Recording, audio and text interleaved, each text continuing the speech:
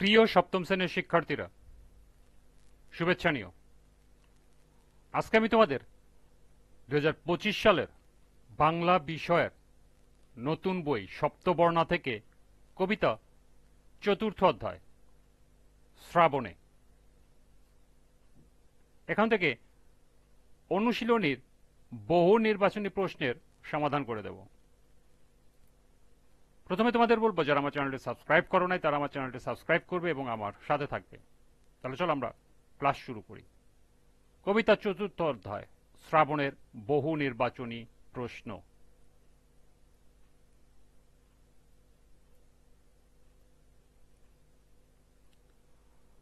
লক্ষ্য করো, তোমাদের পাঠ্য বইতে 4টি বহু নির্বাচনী প্রশ্ন দেওয়া আছে। প্রথমে এই 4টি বহু নির্বাচনী প্রশ্নের সমাধান করব, এরপর আরো সম্ভাব্য কিছু বহু নির্বাচনী প্রশ্ন দেখব।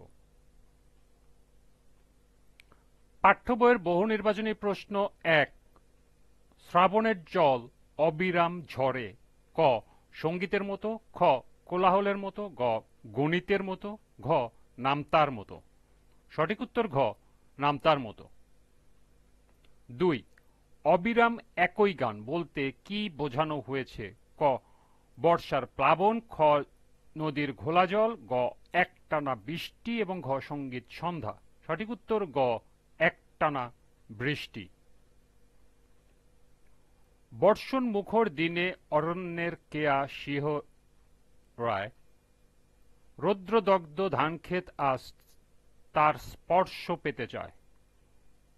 উদ্দীপকে শ্রাবণে কবিতার কোন দিকটির সাথে সামঞ্জস্যপূর্ণ? ক, অবিরাম বৃষ্টি। খ, মেঘলা আকাশ। গ, বৃষ্টি স্নাত প্রকৃতি। এবং ঘ, তাপ ধুয়ে যাওয়া।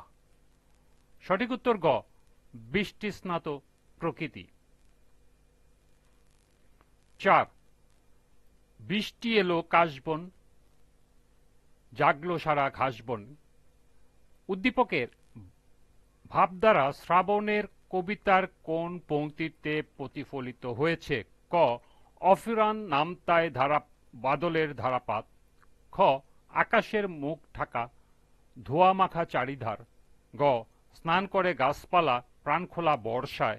এবং ঘ, নদীনালা ঘোলা জল ভরে ওঠে বর্ষায়। সঠিক উত্তর গ, স্নান করে গাছপালা প্রাণখোলা বর্ষায়। এই ছিল পাঠ্য বইয়ের 4টি বহু নির্বাচনী প্রশ্নের সমাধান। এবার সম্ভাব্য কিছু বহু নির্বাচনী প্রশ্ন। 5, জর্জর অর্থ কি? ক, কান্না। খ, কাতর। গ, হাসি। ঘ, উপরে কোনটি নয়। সঠিক উত্তর খ, কাতর। 6, বাড়িধার অর্থ কি? ক, বাড়ির ধার। খ, রঙের ধার। গ, পথের ধার। এবং ঘ, জলের ধার। সঠিক উত্তর ঘ, জলের ধারা। 7, আকাশের মুখ কেমন? ক, ঢাকা। খ, খোলা। গ, পরিষ্কার। ঘ, উপরে কোনটিই নয়। সঠিক উত্তর ক, ঢাকা। 8, বর্ষায় স্নান করে কে? ক, বাড়ি। খ, পুকুর। গ, নদী। ঘ, গাছপালা। সঠিক উত্তর ঘ, গাছপালা। 9, সারাদিন সারারাত ধরে কি ঝরে? ক, পাতা। খ, বাতাস। গ, বৃষ্টি। ঘ, উপরের সবগুলো। সঠিক উত্তর গ, বৃষ্টি। 10, বর্ষায় চারিদিক কেমন থাকে? ক, অন্ধকার। খ, ধোঁয়ামাখা। গ, পরিষ্কার। এবং ঘ, উপরে কোনটিই নয়। সঠিক উত্তর খ, ধোঁয়া মাখা।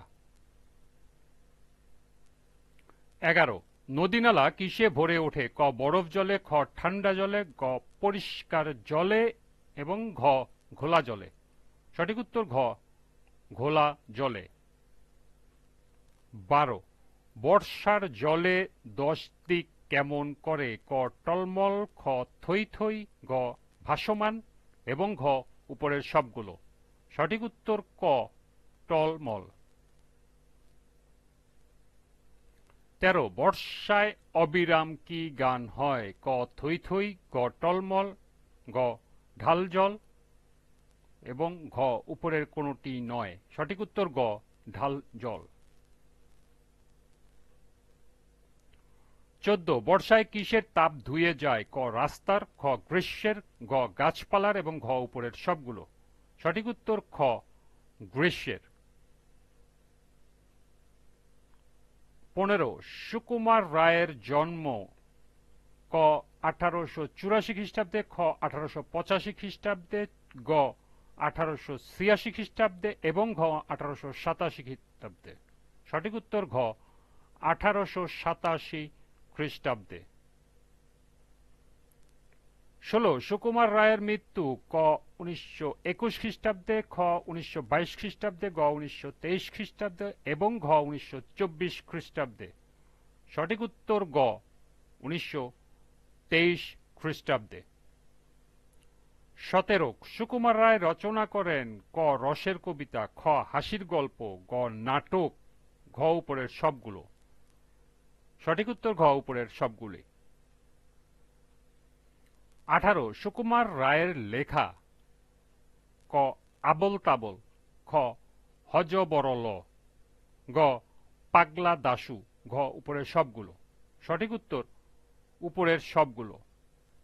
অর্থাৎ সুকুমার রায় রচনা করেছেন আবল তাবল, হযবরল, পাগলা দাশু তিনটি। 19 শ্রাবণে কবিতাটি সুকুমার রায়ের কোন গ্রন্থের অন্তর্গত? ক আবল তাবল, খ হযবরল, গ খাই খাই এবং ঘ উপরের সবগুলো। সঠিক উত্তর গ খাই খাই। সর্বশেষ 20 নম্বর শ্রাবণে কবিতাটি পাঠের উদ্দেশ্য কি? ক শিক্ষার্থীদের প্রকৃতি বিষয়ে বিশেষ আকৃষ্ট করে তোলা, খ শিক্ষার্থীদের পরিবেশ বিষয়ে আকৃষ্ট করে তোলা, গ শিক্ষার্থীদের প্রকৃতি এবং পরিবেশ বিষয়ে আকৃষ্ট করে তোলা, ঘ উপরের কোনটি নয়। সঠিক উত্তর শিক্ষার্থীদের প্রকৃতি ও পরিবেশ বিষয়ে আকৃষ্ট করে তোলা। এই ছিল পাঠ্য বইয়ের 4টি সহ সর্বমোট 20টি সম্ভাব্য গুরুত্বপূর্ণ বহু নির্বাচনী প্রশ্ন এবং এর সমাধান।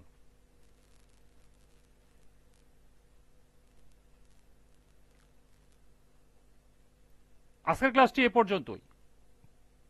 পরবর্তী ক্লাসে সৃজনশীল প্রশ্নের সমাধান করে দেব।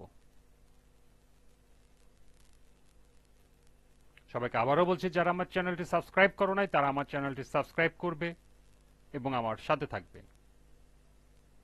সবাইকে পরবর্তী ক্লাস দেখার আমন্ত্রণ জানিয়ে আজকের মতো আমি এখানে বিদায় নিচ্ছি। আল্লাহ হাফেজ।